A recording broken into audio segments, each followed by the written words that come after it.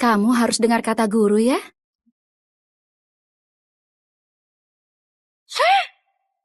Sampai menjelang kematianku, aku baru menyadari bahwa selama ini aku hidup di dalam cerita novel. Di dalam novel, aku adalah cinta pertama si tokoh utama pria yang mati muda.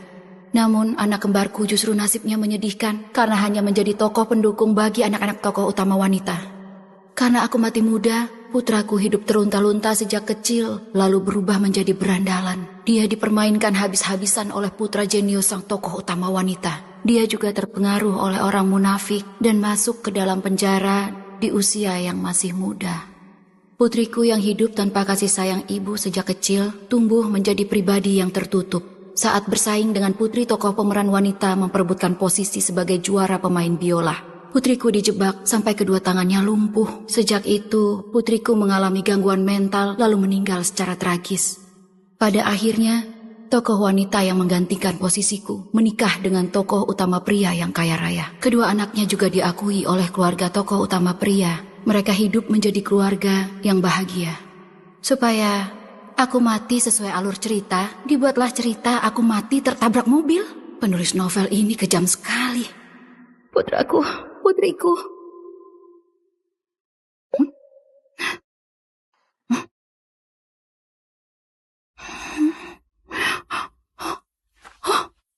Kenapa aku terlihat sangat muda? Jelas-jelas, ini wajahku saat masih berusia 18 tahun. Hah? Itu putraku saat sudah dewasa? Mungkinkah aku hidup saat putraku berusia 18 tahun? Kamu jangan hanya berdiri saja, cepat pergi. Sania, aku sudah lama menyukaimu. Jadilah pacarku. Tunggu, Sonia. Kamu tahu nggak, Adit sudah lama menunggumu. Hari ini, kamu harus kasih jawaban. Adit, jangan seperti ini. Sonia itu bukan cuma bunga sekolah, dia putri konglomerat yang tinggal di Puri Surya. Dasar berandalan bodoh, kamu selalu mengganggunya. Nggak malu kamu ya? Puri Surya? Itu kan kawasan perumahan elit. Sebelum mati, aku punya 2 unit rumah di sana. Tunggu. Putraku jadi berandalan. Bukankah di cerita aslinya, putraku berakhir tragis karena rebutan perempuan dengan putra jenius tokoh utama wanita? Mungkinkah gadis itu penyebab kedua anak itu berkelahi? Juan, tampan sekali.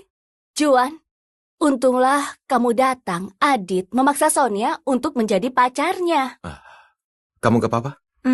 Aku nggak apa-apa. Bukankah Juan adalah putra dari tokoh utama wanita di cerita aslinya? Jadi aku nggak cuma kembali menjadi gadis 18 tahun, tapi juga kembali ke masa anak-anak yang sudah dewasa. Itu berarti aku punya kesempatan mengubah nasib putraku. Juan, ini bukan urusanmu. Apa kamu mau aku pukul?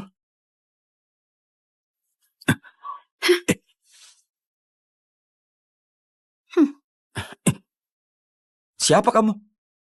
Kalian pergi dulu. Cepat